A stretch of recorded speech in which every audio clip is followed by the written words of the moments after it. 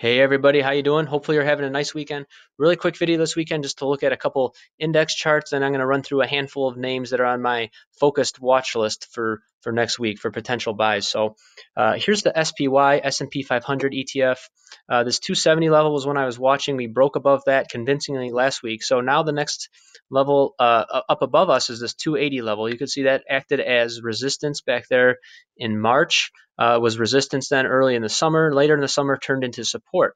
And then as it broke below that level, it acted as resistance again here in October and November. So if price pushes up to that level, it'll be interesting to see how that plays out. So that's the SPY. Here's the IWM, Russell 2000 Index ETF.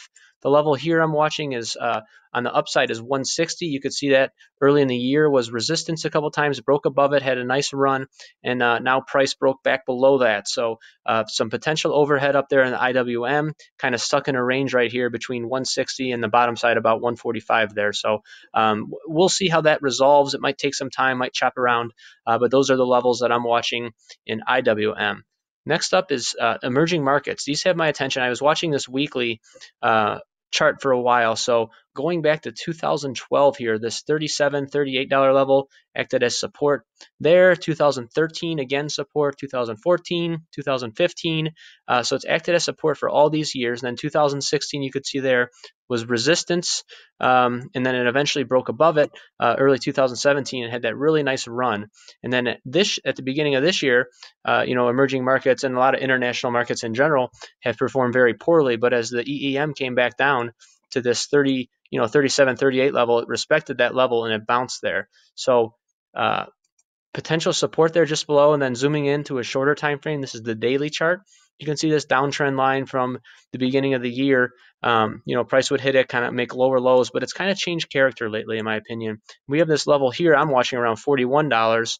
That was the low from back in August. September turned into resistance and kind of traded around it.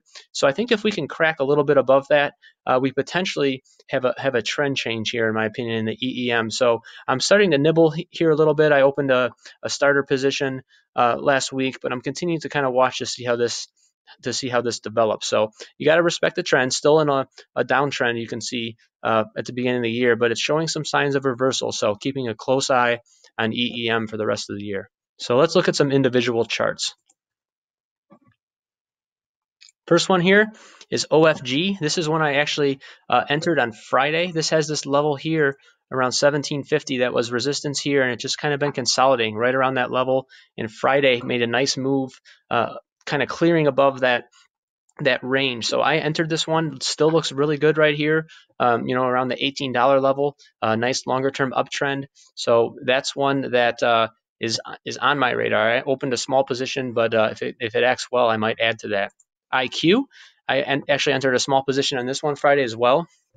I traded this one earlier in the year. I got to take part in some of that nice gain. But so this level here around 19, we'll call it 1950 or so, you could see it IPO'd back in the spring, hit resistance there, broke above it, turned support there. So that's where I entered it earlier in the year.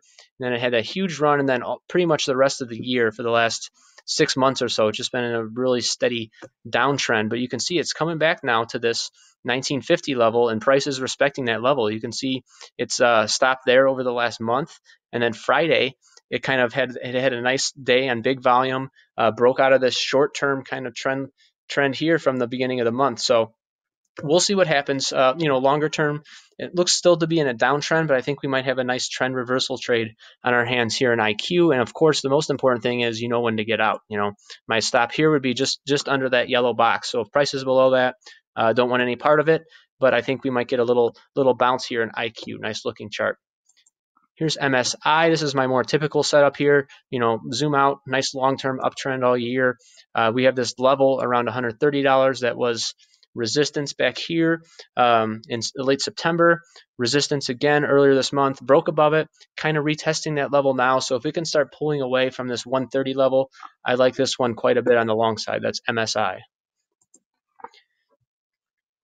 Next one is KWEB, China Internet ETF. Again, it's in a downtrend longer term, but I think we might have a potential long trade opportunity right here. The horizontal level I'm looking at is about $44. You can see it kind of bottomed out here at the beginning of November, kind of making some higher lows here just on the shorter term time frame. But if we can crack above that $44, I think we might get a decent run here. Again, I like to trade typically with the trend and leave a portion of my shares going with the trend, kind of be hands off. But with a trade like this that's in a downtrend, you kind of have to pick your spots more. So I'd look like if it would break above that 44, that might trigger the entry, and then I'd look to take profits as it approaches some of these overhead levels. Same here, YY, same setup. This one has this level around $70. You can see it was support back here in August, September, turned resistance and still acting as resistance. But if we can crack above that, if we can trade above $70 or so, I think we might get a nice run here. A target that I'd be looking at here, maybe, but that gap area around $85 or so would be a nice spot to book some gains there. So YY setting up, it has to trigger, has to move above $70 or so to be interested. And then I'd put my stop, a little bit below that yellow box or below the lows from last week. So good looking trade setup potential there on YY. LRCX, really similar idea. This one actually did close above that 155 level on Friday, but you can see it's in a downtrend. So when you trade these stocks that are where the primary trend is down, you have to pick your spot. So my spot here would be, if it starts getting around $169 and kind of hesitating there, that'd be a nice spot to book some gains if we were fortunate enough to get there. And again, you always got to manage your risk. So a stop could be slightly below that yellow box, around $150 or so, depending on the specific way you like to set stops. Some people like to set them tight. Some people like them a little bit looser. If I trade stocks in uptrends, I usually give them a little bit of room. I don't set my stop too tight. I use a little bit, give them some room to work. But again, if the primary trend is down, I might I tighten those up a bit.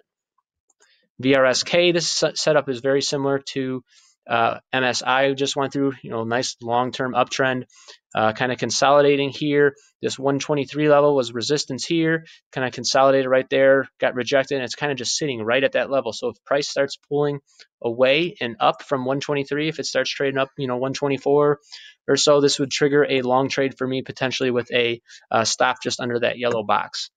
I've gone through a couple of these REIT stocks. This is EGP, just one I wanted to include here. Nice clean setup here, around $100.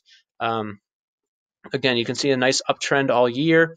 So if it can start pulling away, up from this $100 level, this would be a nice long trade potential here with a stop just under that yellow box, just under $100. So those are a few from my watch list. Hopefully you found it helpful. If you're interested, please check out ttptrading.com. It's myself and CJ Agresta, and we are offering a free 30-day trials. So it's enough time to kind of give you a flavor for what we do. So if you want to check it out, go for it. If not, that's fine. But hopefully you found this helpful, put some things on your radar, and I hope you have a great weekend. Thanks.